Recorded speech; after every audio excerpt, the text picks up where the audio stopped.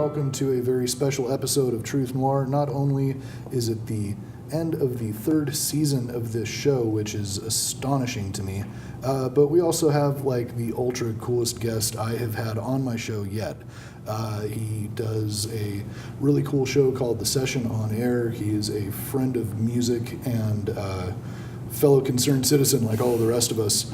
And so I'm really excited to have him on. I want to welcome Mr. Christian James Hand. Thank you, sir. Thank you for having me in your evil genius lair. Yeah, man. Yeah, it's been a long time coming that we've been trying to put this together, so I'm glad it finally worked out.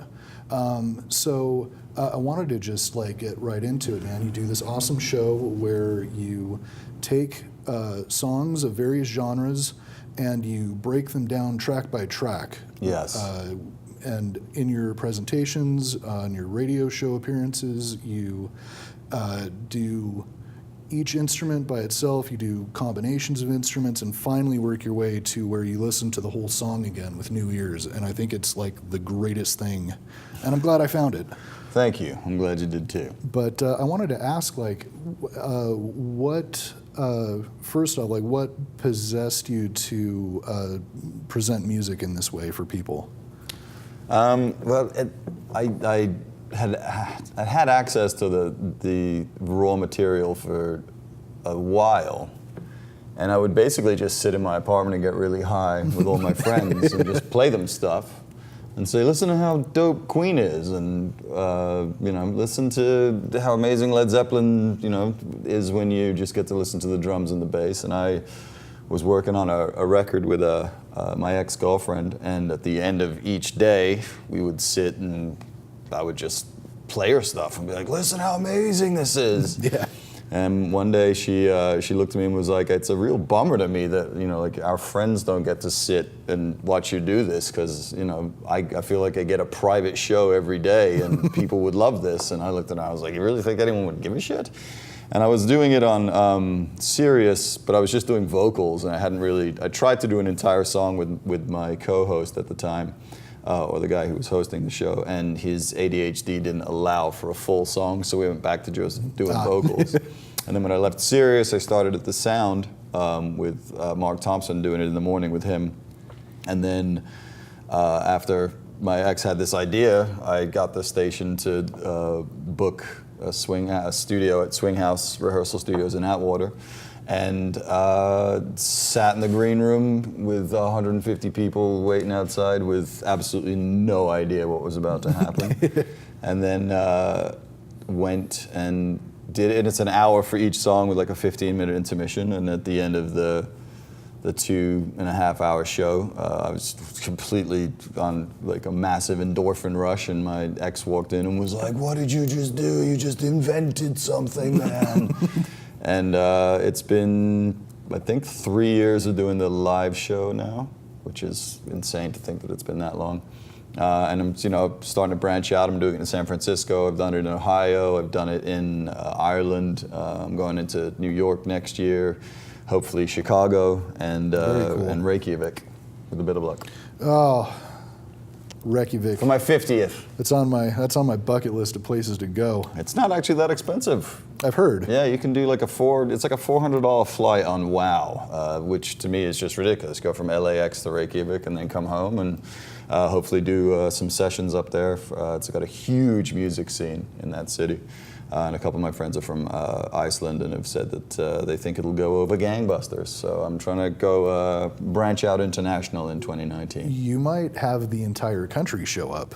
That probably would. There's not a whole lot of people. Not a lot of people. There's not a lot to do on those cold summer nights. It's always cold.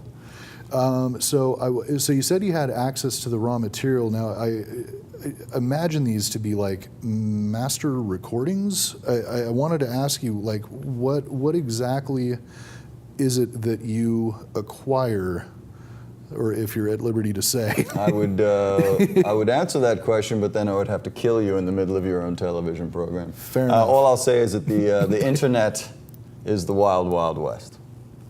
All right. And if you know where to look, there's all sorts of secrets to be found, obviously. Cool. Well, I'm personally glad that I found this because I love music.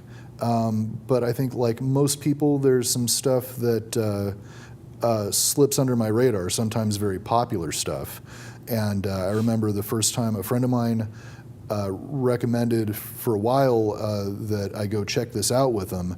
And he's like, oh, they're doing the Bee Gees tonight. And I was like, yes, the Beagle Show, yeah, one of my favorites. Yeah, and I was like, I don't know, man. Like I don't have any specific disrespect for the Bee Gees. I'm just not a huge disco fan. Sure. Maybe we'll go to another one that's something I really like. Yeah. And I find myself saying this to people now. He said, well, that's exactly why you should go to this one. Well, thank your friend, whoever that was. And, that's why I do it. And it was Dirk, actually. We come say hello to you at the end of all the shows we're at. Yes. He's usually the technical director on my show, but he had a math class tonight. Oh, well. Good luck on your math class, Dirk. And yeah. Thanks for bringing him. You're missing out, dude. Anyways, but yeah, it was a fun experience because like you're a pretty funny dude and you present these things well, but it's also a good experience for anyone who maybe doesn't have the money to take a music history and appreciation class. Or who's interested in trying to gain some appreciation for some music that they've never heard before, or if you want to pull a prank on your friend that hates disco, bring him along, and you might suddenly become a Bee Gees fan. Yeah. Or at least, that's the thing is that I don't expect people. I try to. It's one of the things I do is I try, like I just did the Mighty Mighty, the Boss Tones, and I try to pair up the headliner. Is usually going to be a crowd pleaser like Bruce. Sure. And then the opening act, as I call it, is usually somebody who I know that if people don't actively deride, oh, look at that. If people don't actively deride, they were like the Bee Gees. What was my favorite part of the Bee Gees was I walked out and I called the entire audience a bunch of a-holes because I knew that they had disrespected the Bee Gees and discounted them, and they're actually brilliant. And I like to prove to people that, I don't expect you to like Pantera at the end of a Pantera session, but I would hope that you would at least leave with not only a working knowledge, but an active respect for the fact that Pantera. There's a reason that the Mighty Mighty Boss Tones are the Mighty Mighty Boss Tones. And I consider myself lucky enough to actually be a fan of all of the bands that weirdly, the only ones I'm not a fan of is the entire grunge genre. But I will still, you have to respect Nirvana, you have to respect Stone Temple Pilots. And your Soundgarden session was fantastic as well. Yeah, you have to have a, as I say to people, like you don't have to be a fan of all of the bands, but as a fan of music, you should have an active amount of respect for bands that have made a contribution to the canon of music in its entirety. It is. Sure. It's our Library of Alexandria. Popular music exactly. says a huge amount about the culture from each decade. It says a lot more about a culture, I think, than some of the books that are written by members of it. Sure. Like an obscure band's music that will be on the internet for as long as the internet lasts, probably, even if they're not very good, probably still should have more cultural impact than something written by like Ann Coulter or Sure. Khloe Kardashian or Yeah. or one of those types. But it's also one of those things too where when you do these things, sometimes if the sum total of the parts, the finished product is not something that impresses people, a lot of times the musicianship that you find within each of these tracks is impressive. And there were some of the ones,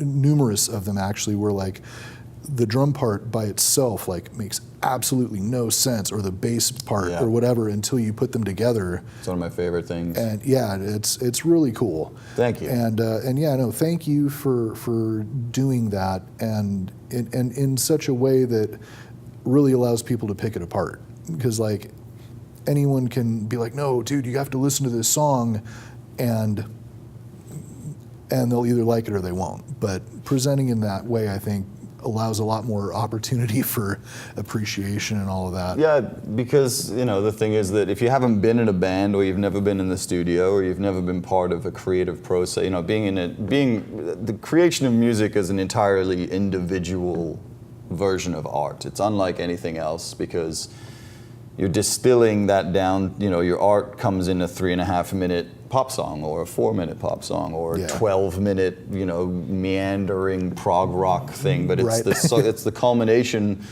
of 4, 5, 3, however many people in the band coming together to create something. And if you've never been part of that experience, it's really hard to translate that experience by simply playing somebody a song. But if you can show them the separate pieces as they come together, and show how everyone is making decisions and everyone is making creative choices. One of the things that I didn't factor in was that, at the end of the presentation, I played the entire song again once you've listened to all the bits. And one of the things that I didn't understand would happen is that as a musician myself, I can already pull a bass line out. I can focus in on a bass line as I hear it, but the average person doesn't have the ability to parse out the pieces. But by showing them and teaching their brain where frequencies lie, I didn't realize that I would actually be teaching them a translatable skill that they would then be able to take onto other music. And the feedback I get and the emails and messages from people telling them that I've, and it's going to sound self-grandizing, but I've changed the way they listen to music is the highest compliment that I can be paid. Yeah. But also was a side effect that I didn't think would be, something, because I'd never thought of that as part of the process of like teaching people where the instruments lie in the frequency is part of the process of making that music as a producer, as a mixer, as a person. But if you've never had that experience, suddenly your brain is like, holy smokes, like I can actually focus in on a drum track on its own, and being able to get people to re-engage in music that they've already sort of discarded and breathe new life into it is it's a really beautiful thing to be able to give people. Yeah, no, and it's really cool, and I look forward to seeing as many more of them as you do around town. Yes. And then, so your show has been most recently and for a while now been at the LA College of Music. Yes. Which is Pasadena. actually not in Los Angeles. No. But it's right down the street from this studio here on Fair Oaks in Pasadena. Yep. We have a. Look. Oh yeah, and here's another cool thing. You always have these ridiculous names for your song combinations where you combine the names of the bands. So this I didn't start doing that, and then I thought that it would be. The only problem is it's now become a trap where I have to think of cool ways to do it, like the Mighty Mighty, the Boss Tones, the Beagles was the Eagles and the Beatles, Queen Tara. So it's become a bit of it's like platinum handcuffs now, where I have to have cool names for it. Right. It's getting harder to do. But Paul Rymush was pretty good. That was the first time I did 3. I did the Police, Primus, and Rush, because they were 3 trios, but they were 3 trios where the bassist was also the lead singer, which is unheard of as well. Yeah. So that thematically, that one worked out beautifully. Yeah, that was kind of that one. A trifecta of a triple name. Yes, exactly. We want to show a link for your show down here. We're going to be switching segments in a second, but if anyone out there is local to the area and is interested in catching one of these live, check out the sessiononair.com. Yep. As soon as the guys in the control room are able to find that. If you're on Facebook, not that one. Yes, there we go. Perfect. Yep. There's also an EPK that I'll be swapping out that gives you sort of a very, very brief synopsis of what it looks like when I do it. And then also the Facebook page is another great way, and join the email list for the ticket link, which are now selling out at like a ridiculously fast rate. Yeah, which man. Is very weird. I've set an alarm to like wake up and buy these tickets, and like I'll be like, all right, let's do this, and they've been sold out in the time it takes me to click the link. Yeah, it's very strange to feel a wind behind you. I mean, like the Beatles one sold out in a minute, which is 200 tickets in a minute is crazy. So I'm very grateful for the fact that people continue to show up to watch me do this thing that I do. But I apologize for everybody that's kind of bummed that they don't get to see it because the things sell out. But hopefully I'll be getting another venue in LA next year. Oh, and cool. then there'll be, if you have friends in the Bay Area, I'm doing it in San Francisco once a month now too. So there's hopefully going to be more opportunities for people to be able to see it. And then now you do these on the radio also, is that correct, on occasion? I do. Monday mornings at 9 a.m. with Frosty, Heidi and Frank on KLOS, which is one of the, that's a foundational set of call letters in radio. Yeah, man. Ultimately, the reason I do this is because I'm a huge fan of radio, and to be on a station like KLOS is huge because it's got a storied past of absolutely massive DJs and important people that have done really great things over there. So it's kind of nice to be part of that arc and continuum because I'm the only person in radio that's doing this, which is kind of cool too. Yeah. A weird place to find yourself. So yeah, thesessiononair.com, Yep. and you'll learn everything you want to know about this guy here and what he does.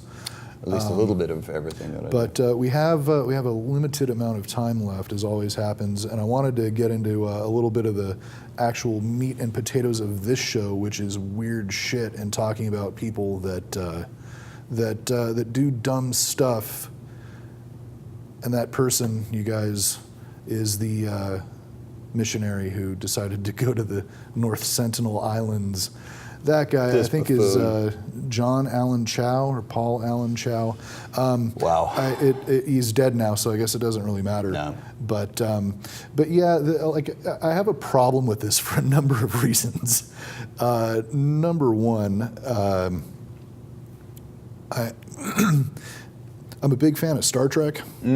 And they had this thing called the Prime Directive, Sure. which was you don't interfere with emerging cultures.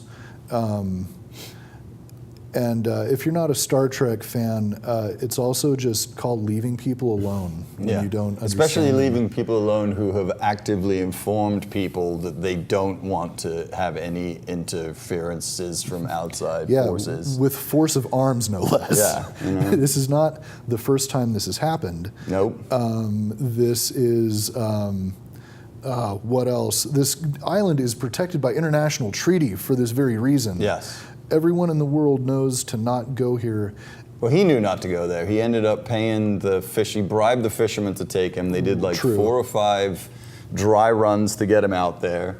And he even wrote in his diary that he was nervous about it because he knew that they had a history of being, very militant about the protection. And, the thing is that I see a lot of idiots on Facebook talking about how, what's the difference between this and the border situation we have in the States? Well, the difference is that this indigenous tribe there's 2 things. They're so remote and removed that they don't even have fire. Did you know that? They don't have fire. I was not aware of that. Yeah, they don't have fire on this island.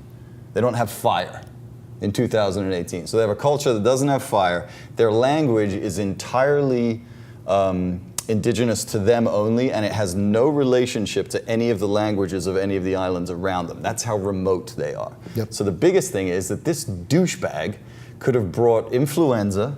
He could have brought any number of diseases that would have wiped out the tribe immediately, which is why they are protected by international law. It's not because they've decided that they don't want television. It's that literally they could have their entire culture wiped out with a dude with a bad cold showing up.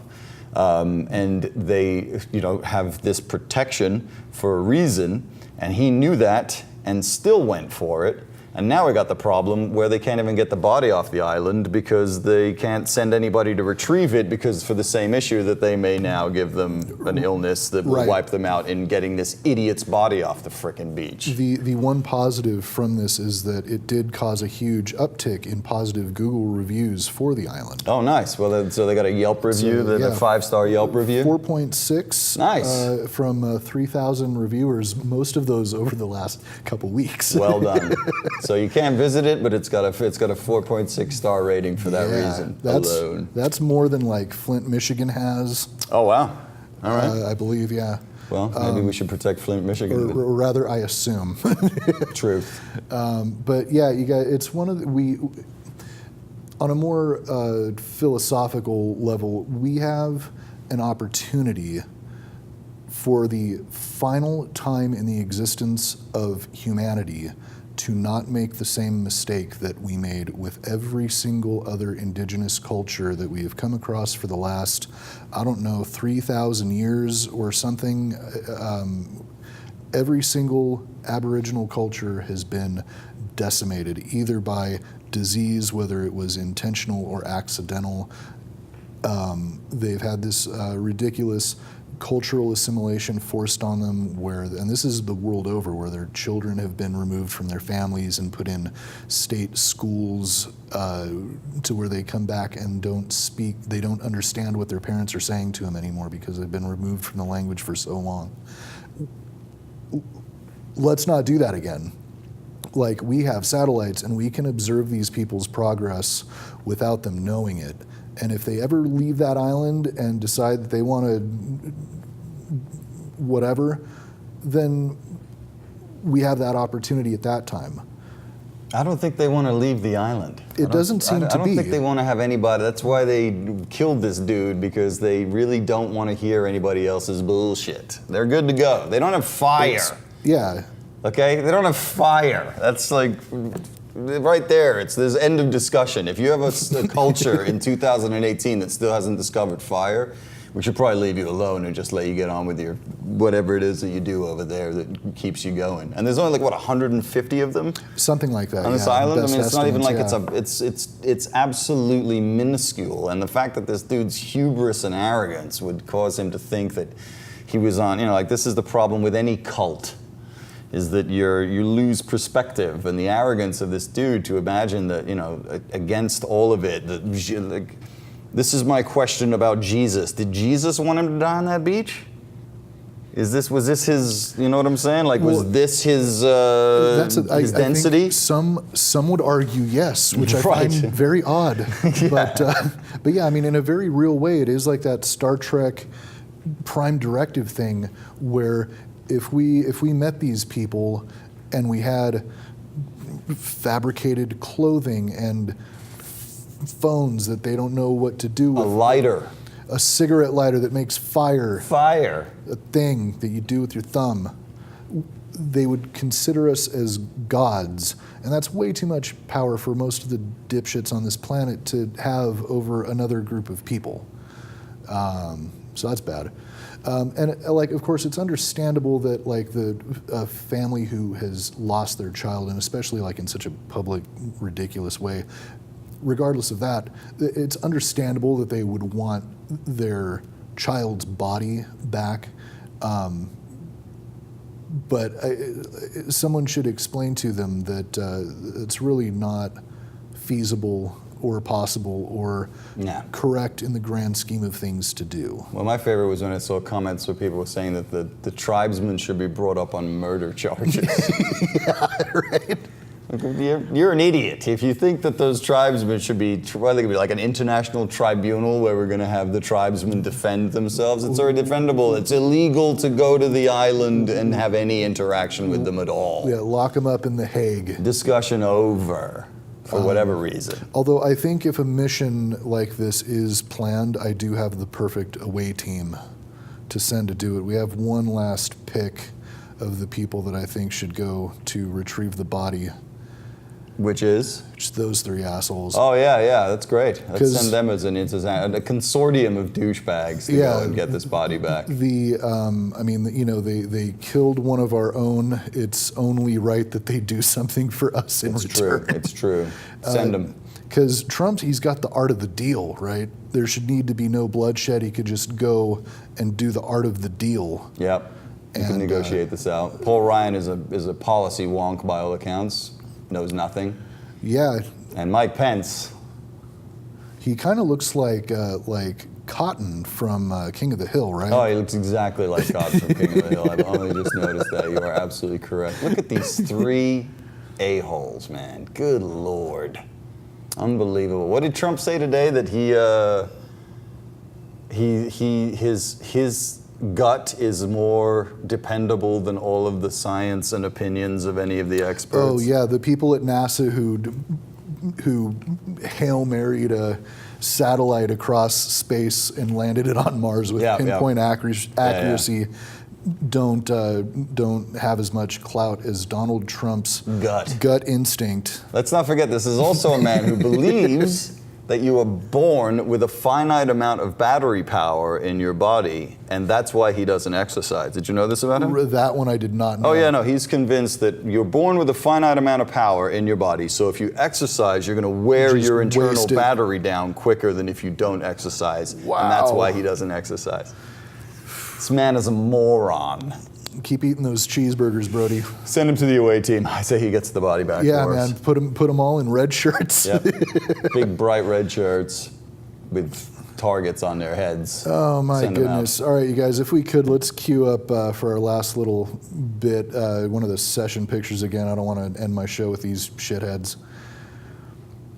But yeah, there man, it is. we're yeah. But yeah, you guys, we're running a little low on time. Any last words, Mr. James Hand? It's you know, give a fuck. My words to live by, about all of it, you know, and that would include respecting international law when it comes to indigenous peoples on small islands in the middle of nowhere. It's solid. Words to live by. And yeah, you guys, so we're wrapping up here, but I just wanted to thank all of you that are watching in whatever capacity that you are and have been for the last few years now. It's been an absolute pleasure, and I look forward to doing it some more because it's fun for me. The money's not quite there yet to where I can tell my boss at my job to go do a couple of these, but. I love doing it, and the fact that anyone else is watching, cool, thanks. So we're off for a while. We're going to come back with new shows probably sometime in February. So in the meantime, I'll be posting some stuff from the backlog, and go see this guy when you have a chance. He's pretty cool. He's also a weirdo. But I wanted to say thank you once again, Mr. Hand, for coming on. Thank you. Thank you for having me, and I'll hopefully see you old folks at a session. Yeah. Alrighty, guys, take care. Wherever you're going, get there safe. Peace. Deuces.